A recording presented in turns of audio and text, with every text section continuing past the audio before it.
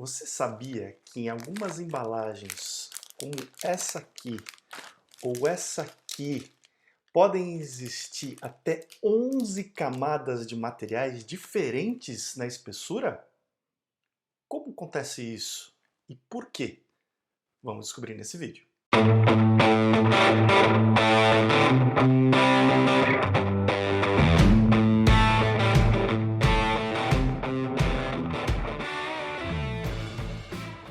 Olá, Ricardo Cusiol com mais um conteúdo que te ajuda a ter sucesso nos seus projetos com polímeros. E no vídeo de hoje a gente vai falar a respeito de coextrusão, processo de extrusão de vários materiais em camadas diferentes, com propriedades diferentes, muito interessante. E se você quiser aprender um pouquinho mais a esse respeito, fica comigo então até o final desse vídeo que a gente vai bater um papo bem interessante. Antes, alguns recados muito importantes. Se você chegou aqui no meu canal por causa desse vídeo, ainda não é inscrito, não é inscrita, já garante sua inscrição, clicando no botão que está aqui embaixo desse vídeo, ativa o sininho para receber notificações sempre que um novo vídeo sair, e você vai passar a receber então conteúdo técnico, curiosidades, informação a respeito dos materiais plásticos para expandir o seu conhecimento a respeito desses materiais. Me segue também no Instagram, o endereço está aqui em cima, para que você possa conhecer um pouco mais da minha vida pessoal, e lá também eu posto algumas curiosidades e dicas a respeito dos materiais, do uso consciente, descarte. Então você vai continuar acompanhando toda essa parte de conhecimento dos materiais lá no Instagram também. E fique atento a todos os links que estão na descrição desse vídeo, porque tem muito mais para você expandir seu conhecimento, principalmente meus cursos online, que você pode aí adquirir e continuar aprendendo e explorando cada vez mais a respeito dos materiais plásticos. Finalmente, se você tem algum produto ou serviço para a área de plásticos e quer ver o seu produto ou serviço anunciado aqui no meu canal, os contatos para que a gente possa bater um papo e identificar a melhor forma de publicar, de fazer a publicidade dos seus produtos aqui no meu canal, estão aqui na descrição também. Então entre em contato comigo e com a minha equipe para a gente discutir a melhor forma de fazer a sua publicidade. Legal? Muito bem, vamos entrar no tema da nossa discussão e como sempre eu tenho um PDF que está aí na tela e você vai poder baixar. O link está na descrição desse vídeo. A gente vai falar sobre coextrusão, tá bom? O que é coextrusão? Bom, coextrusão é um processo de extrusão onde a gente vai trabalhar com vários materiais diferentes, em camadas diferentes, para conferir propriedades distintas para o material. Vamos entender um pouquinho como isso funciona. Para a gente falar de coextrusão, a gente precisa relembrar um pouquinho o processo de extrusão, né? Então tem aqui uma imagem de uma extrusora, né? Um processo contínuo que fabrica materiais que têm seção transversal constante, então tubos, mangueiras, perfis, filmes, chapas, e de forma contínua, em forma que praticamente a gente não tem limitação no comprimento. Tá? A gente tem então a máquina, ela extruda o material, força o material através de uma matriz, depois a gente tem um sistema de calibração que vai dar a geometria final para o produto, resfriar esse produto e depois a parte de embobinamento ou corte, enfim, vai depender do produto. Para você ter um pouco mais de informação, eu tenho um vídeo, meu último vídeo fala bastante e explora um pouco mais a respeito do processo de extrusão. Eu vou deixar o card aqui em cima para você poder assistir e relembrar o processo de extrusão, tá certo? Então, o processo de extrusão normalmente trabalha dessa forma, né? A gente tem uma máquina, uma rosca que vai fundir e transportar o material e vai forçar esse material através de uma matriz, tá certo? Agora, normalmente a gente trabalha com um processo de extrusão com uma máquina, um material, e a gente vai ter então uma mangueira, um tubo, um perfil, uma chapa, um filme, e normalmente feito de um material. Agora, imagina aqui, eu tenho a seção transversal de um tubo, eu tenho a seção transversal de um filme ou de uma chapa. E se esse material não for suficiente para atender todas as demandas da minha aplicação? Suponha que esse tubo vai ser exposto a temperaturas mais elevadas e precisa transportar um fluido de uma certa agressividade química, uma certa pressão. Então esse material precisa suportar temperatura, ter uma resistência mecânica ao estouro, a alta temperatura e ter resistência química. E talvez seja complicado a gente ter um material que atenda todos esses requisitos. O mesmo acontece para uma chapa ou para um filme. Se eu quiser uma chapa de material com um material bastante resistente mecanicamente, mas com um toque adequado, um toque aveludado na parte superior, ou se eu tiver um filme de uma embalagem como essas que a gente viu, em que a gente tem que ter um exterior bonito, que é adequado para impressão, uma boa resistência mecânica, mas ao mesmo tempo tenha uma barreira a oxigênio, outros gases, para impedir a degradação do material, do alimento que está aqui dentro, né? Então, nesses casos, a gente pode partir para materiais alternativos, para materiais de construção diferenciada e, dessa forma, uma solução possível é o que a gente chama de coextrusão. Então a gente vai ter um tubo que vai ter várias camadas de materiais diferentes para prover propriedades diferentes. Então, por exemplo, o material A, que é o material vermelho resistente a esforços mecânicos, por exemplo, e o material B, aqui internamente, esse material verde, que vai ter uma boa barreira a gases ou fluidos, e aí a gente vai ter um produto, um tubo final, nesse caso aqui, que tem tanto uma boa resistência mecânica quanto uma boa barreira. Ou um filme da mesma forma, né? Um filme que tem boa resistência mecânica, boa resistência a esforços mecânicos e ao mesmo tempo uma boa barreira a gases, boa barreira a fluidos para conservar um alimento como a gente está falando aqui, certo? Agora, o que é a coextrusão propriamente dita? Se a gente lembrar da extrusão, a gente tem uma máquina trabalhando com um material, produzindo um produto que tem aquela espessura uniforme, né? Uma coextrusão nada mais é do que eu, ao invés de usar uma única extrusora, usar duas ou mais extrusoras alimentando o mesmo cabeçote de extrusão, né, que vai fazer o produto, e cada uma trabalhando com um material diferente, em camadas diferentes, e cada material vai então prover uma propriedade diferente para este material, tá? Então aqui, eu dei um exemplo aqui com 3 extrusoras, né? Normalmente a coextrusão de duas ou mais extrusoras, aqui eu tenho um exemplo de 3, mas a gente tem aqui um exemplo real já de uma célula de coextrusão com 11 camadas diferentes. Então são 11 extrusoras diferentes trabalhando aqui, alimentando um mesmo cabeçote, tá? Então, hoje a gente tem já filmes para embalagens, filmes com espessuras bastante pequenas, né? A gente está vendo aqui, praticamente uma película, mas ali na espessura daquele filme, microscopicamente, nós temos até 11 camadas. A gente vai discutir um pouquinho aí por que dessas camadas, quais são as funções e os limites que a gente tem para isso daí, tá certo? Mas aqui a gente tem um detalhe do cabeçote de extrusão, nesse caso aqui é um cabeçote para extrusão de tubos, né? Mas você vê aqui um cabeçote bastante robusto, né, grande, sendo alimentado por uma, duas, três. A outra extrusora está vindo aqui do lado, né? Normalmente a extrusora acaba num duto de conexão, um adaptador que vai levar então o material fundido do fim da extrusora, né, do fim da rosca até esse cabeçote. E aqui dentro vai ter todo um sistema que a gente vai ver daqui a pouco para conduzir esse material, para que esse material possa fluir e aqui na frente sair pela matriz na forma de camadas na coextrusão, tá certo? Eu vou mostrar para você agora um filme de uma coextrusora trabalhando na fabricação de tubos. Dá uma olhada comigo. Então aqui a gente tem esse vídeo, eu vou deixar o card aqui em cima para você poder assistir esse vídeo depois no YouTube, tá? A descrição aqui e o card aqui em cima. Mas basicamente a gente tem aquele cabeçote aqui de tubo, né? Então você vê a abertura da matriz, o material vai sair por aqui. E esse cabeçote é alimentado então por 3 extrusoras, ou 4 extrusoras que vão trabalhar com materiais diferentes. E aqui você vê já começando a sair o primeiro material. Note a cor desse material. Material um pouco mais clarinho, material um pouco mais transparente, provavelmente um material que vai dar alguma resistência química, alguma resistência à barreira para esse produto. Agora você já está vendo aqui, já saindo um outro material, já numa cor mais escura, provavelmente um material externo para resistência térmica, e agora o operador está fazendo o início do processo, e aí vai trabalhar como uma extrusão convencional. Né? Vai ter o processo de calibração, aí você está vendo a alimentação de cada uma das extrusoras, né?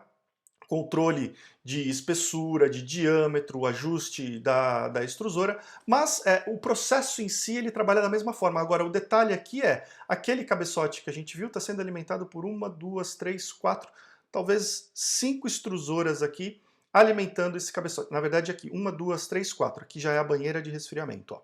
Aqui é a banheira de resfriamento, onde vai fazer a calibração. Então a gente tem uma, duas, três, 4 extrusoras alimentando esse cabeçote para a fabricação do tubo. tá certo? Então, aqui é um processo real de coextrusão. A grande diferença é a quantidade de extrusoras para que a gente possa ter as várias camadas. Depois, é um processo de extrusão normal, como a gente já está acostumado, tá certo? Então esse é um vídeo real aí para você ter uma noção de como funciona o processo de coextrusão.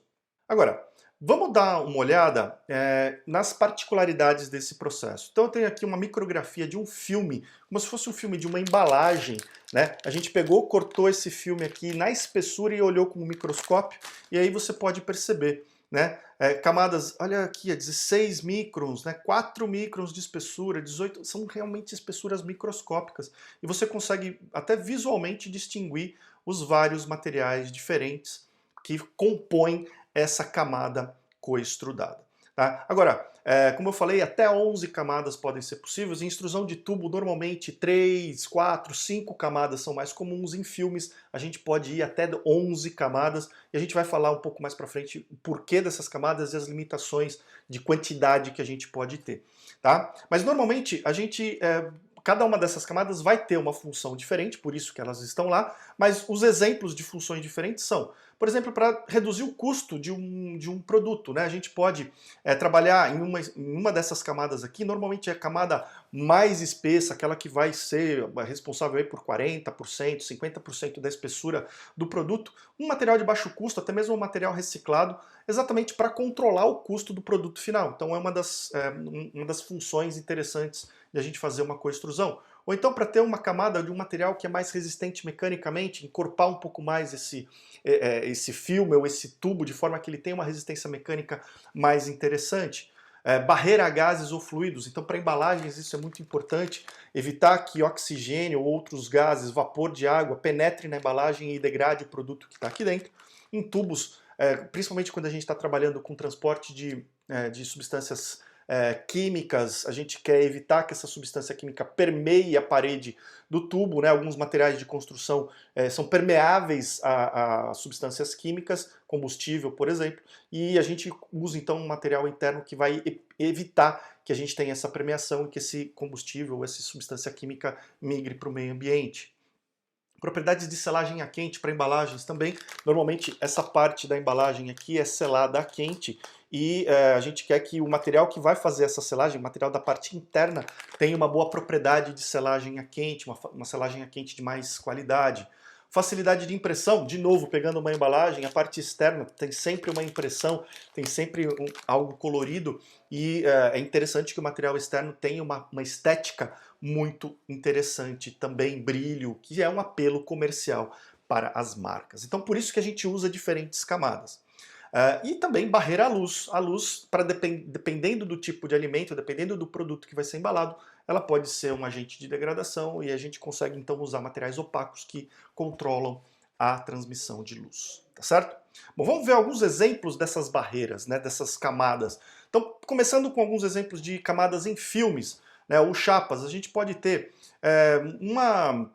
um filme, uma embalagem para alimentos secos composta por 5 camadas. Né? Então, o material típico aqui é o polietileno linear, né? E esse polietileno tem o problema de ele ser permeável ao oxigênio, a vapor de água. E aí, se a gente só usar o polietileno, a gente pode ter um problema dessa permeação e a degradação do alimento lá dentro. Então, para isso, a gente usa uma camada interna aqui de EVOH, que é o etileno vinil álcool, que é um material de excelente barreira a gases, a vapores, e você pode usar infinitesimal, uma camada muito pequenininha ali de EVOH, aqui não está na proporção exata como essas camadas vão ser formadas, mas você usa uma camada de EVOH aqui dentro e melhora muitas, milhares de vezes a característica de permeação da embalagem. Ele não é compatível com o polietileno, ele não adere no polietileno, então a gente precisa usar uma camada de adesivo e aí a gente acaba ficando então com 5 camadas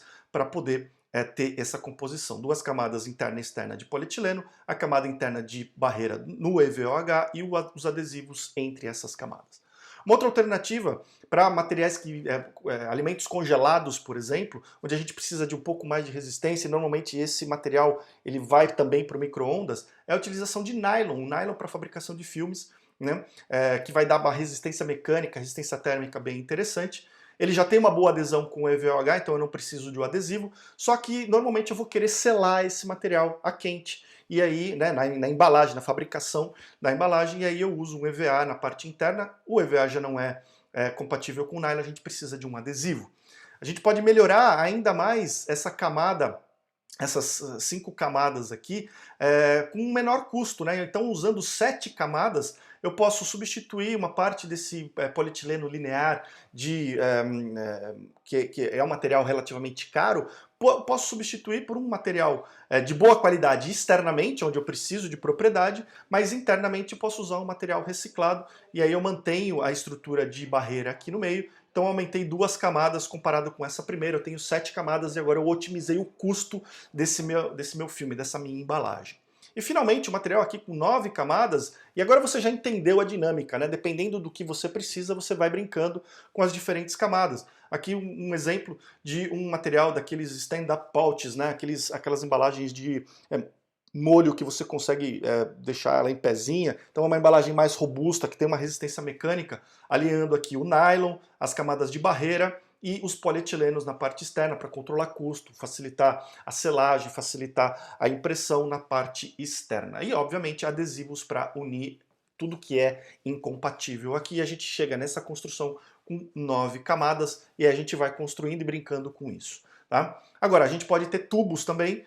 Tubos, como eu falei, normalmente 3, 5 camadas são os mais comuns. Um material externo para resistência mecânica, resistência térmica, um material interno para resistência química, para proteção desse material, por exemplo, linhas de combustível automotivas, linhas de transmissão de petróleo também utilizam muito esse tipo de sistema. Tá? E normalmente a gente precisa de um material intermediário para fazer a adesão desses dois materiais, o interno e o externo, e manter tudo isso coeso. Tá certo? Então esses são os exemplos. Agora, para que a gente possa ter essas diferentes camadas, eu vou ter várias máquinas, obviamente cada uma trabalhando com um material diferente, mas eu preciso que o cabeçote de extrusão tenha uma configuração diferenciada para poder guiar e fazer com que cada material tenha o seu fluxo adequado e formar essas camadas. Então a gente tem aqui um cabeçote bastante complexo, aqui um exemplo de cabeçote de filmes, aqui para 7 camadas, você consegue ver aqui os 7 adaptadores para 7 extrusoras diferentes, e aí você começa a ver uma limitação até física da quantidade de camadas. Por isso que hoje a gente tem até 11 camadas de material. Mais camadas, em teoria, são possíveis, a gente consegue fazer isso daí sem problema nenhum, ou conseguiria fazer isso daí sem problema nenhum. A grande limitação é em espaço, em complexidade, e acaba que a gente agrega em complexidade, agrega em custo de manutenção, custo de operação, sem ter grandes ganhos no produto final. Então, 11 camadas aí parece ser um limite interessante para a quantidade de materiais que podem ser utilizados, exatamente por conta dessa complexidade do ferramental. E aqui tem ele desmontado para você ter uma ideia de como é que a gente consegue fazer isso aí. Por que ele precisa ser complexo, ter essas várias partes? Exatamente para que a gente possa formar os diferentes canais de fluxo para cada um dos materiais sendo utilizados aqui. Todas as referências das imagens estão aqui nos slides, tá? Então, você está vendo aqui as diferentes partes do cabeçote e os diferentes canais de cada material sendo direcionados para a abertura da matriz de filmes aqui. E um tubo vai ser mais ou menos a mesma coisa, com quantidade menor de canais de fluxo, tá certo? Agora, tem alguns cuidados muito importantes na coextrusão, principalmente do ponto de vista de material, né? Primeiro, a compatibilidade. Compatibilidade não só do ponto de vista de adesão, mas também de temperatura de fundido. Se você trabalhar com materiais que trabalham com temperaturas muito diferentes, das duas uma, ou você vai trabalhar com um material que a hora que eles se encontrarem ali no cabeçote, um deles vai queimar e o outro vai solidificar, ou então você vai ter aí algum problema até de compatibilidade nessa questão da temperatura. Então é importante que a temperatura de trabalho dos materiais seja mais ou menos próxima ali, 20, no máximo 20 graus, 30 graus de diferença na temperatura do fundido. Aí a gente consegue gerenciar. Mais do que isso, já começa a ficar complicado. A viscosidade, né? Então materiais, principalmente para tubos, onde a gente trabalha com espessuras bastante grandes, é importante que a gente não tenha uma diferença de viscosidade muito grande entre os materiais, porque senão ele vai andar mais rápido na matriz do que o outro, e aí você acaba tendo mais dificuldade, não que seja impossível, mas você vai ter mais dificuldade de estabilização do processo de extrusão. tá? Então é importante ter essa compatibilidade de viscosidade também. E aí a compatibilidade de adesão propriamente dita é importante, caso contrário você vai precisar usar camadas de adesivos e isso aumenta a quantidade de camadas do seu produto final, tá?